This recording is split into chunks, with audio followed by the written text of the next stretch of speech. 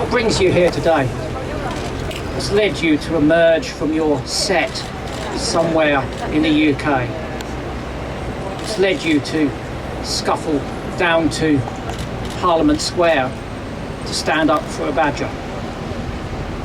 I'll tell you what's led me here.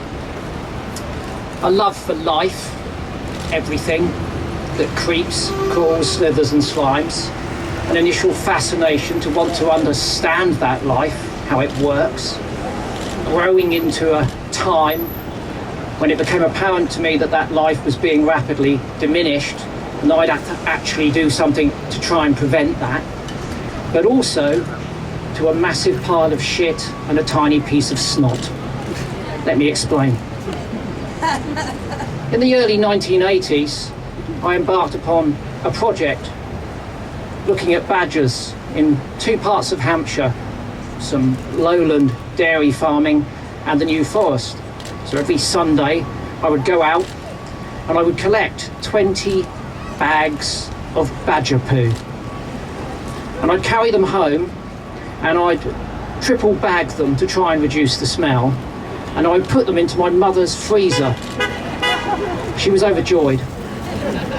And then every Thursday night, I would take the badger poo out and I would take it to a lab at Southampton University, and whilst the rest of my peers were watching Top of the Pops, I would peer down a microscope and see what the badgers had been eating. And I could see quite clearly where they'd been foraging from the leaf litter. I counted the number of earthworm cheetae, those little hairs that earthworms have, so that they can propel themselves forward. And I figured out that the reason that the badgers in the dairy area and the New Forest were living completely different social lives was shit. Because in the dairy area there were plenty of earthworms. We'd opened a badger supermarket, lots of improved short grassland where the badgers could go and access those worms easily, whereas on the acid soils of the New Forest, access to that primary food was restricted and they couldn't defend territories big enough because they didn't have enough shit to go round. And that's why I'm standing here today, because that little bit of science that was unknown at the time gave me an advantage in my academic career, and it allowed me to progress to the point that I was able to do the job that I do today.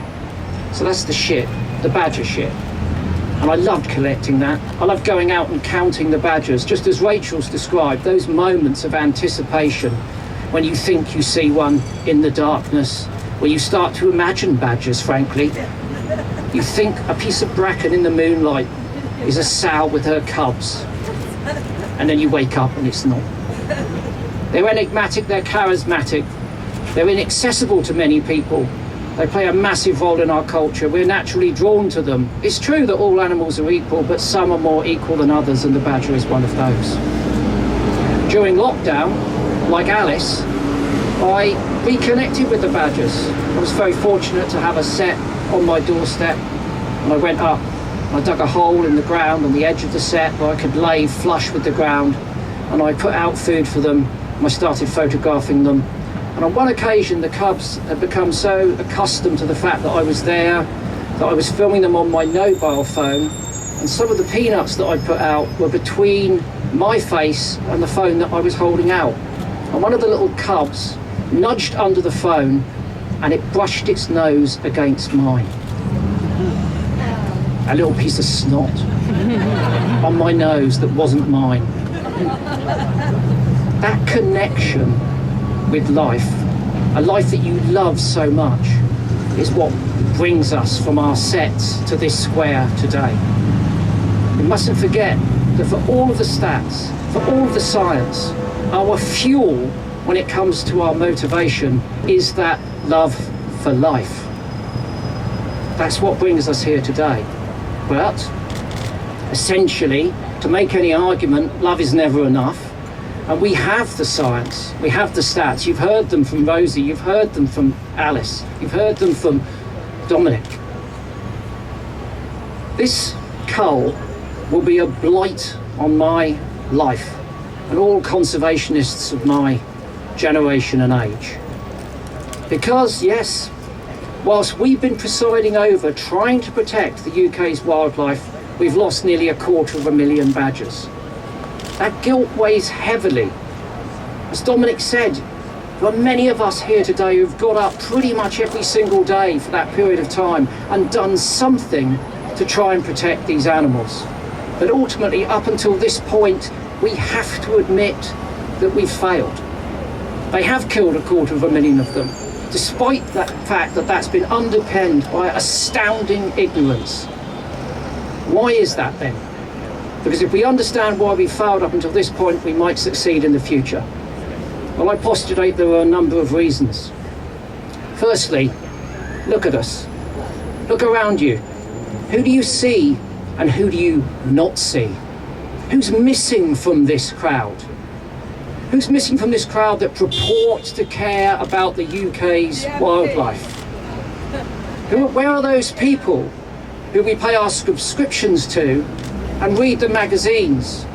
When it comes to it, they haven't been standing up as forthrightly as us. Why?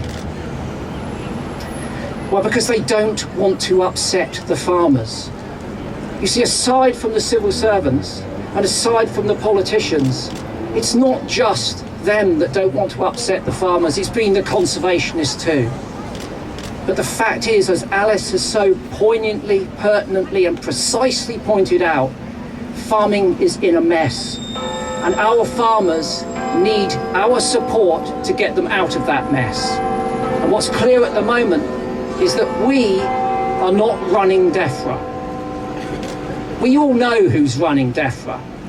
And we all know where that influence comes from and how powerful it is. It's not the NGOs, is it? We don't have that access because we don't have that funding, we don't have that long-term ingratiation and access to power. We don't want to make enemies of the farmers, but the Cull has done everything within its power to do that. Not only has it been destructive in terms of killing badgers, it's been enormously divisive when it comes to conservation, not just of badgers, but of all of our wildlife. And that has been enormously detrimental. It scares people. They don't want to pick a fight. But unfortunately, we're in the last round. We're in the midst of a biodiversity crisis. We've had 4 state of nature reports which are telling us quite clearly, with very good data, that our wildlife, our habitats, our landscapes are going rapidly to hell in a handcart.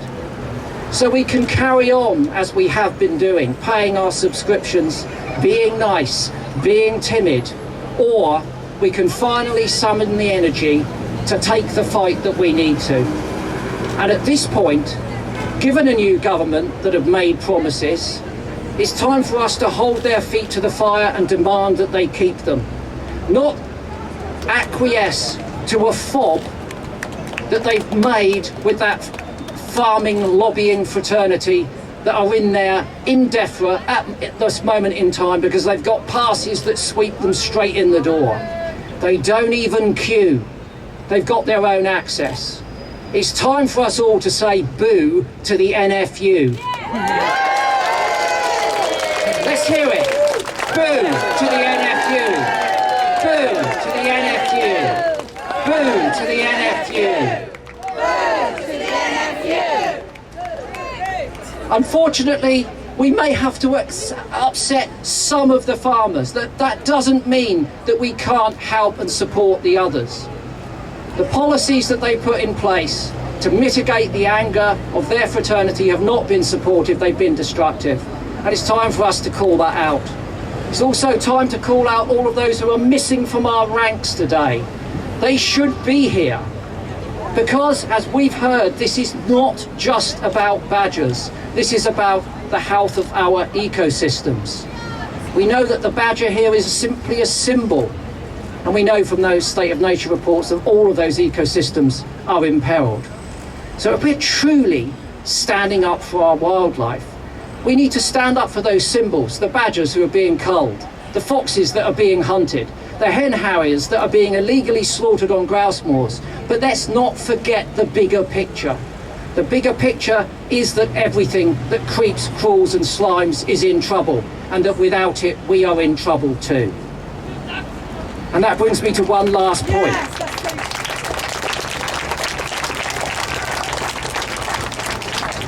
within this crowd, within our fraternity, even when it comes to focus on this one issue, there are factions. We have different ideas. We have different motivations. We have different energies, and we have different egos. My parting plea to you at this point, this critical point, when we're looking at a massive pile of 250,000 bloodied dead badgers, is to put all of that to one side. If we want to solve this problem, we need unity. Let's focus on our commonality, forget our differences, and make a difference. Thank you.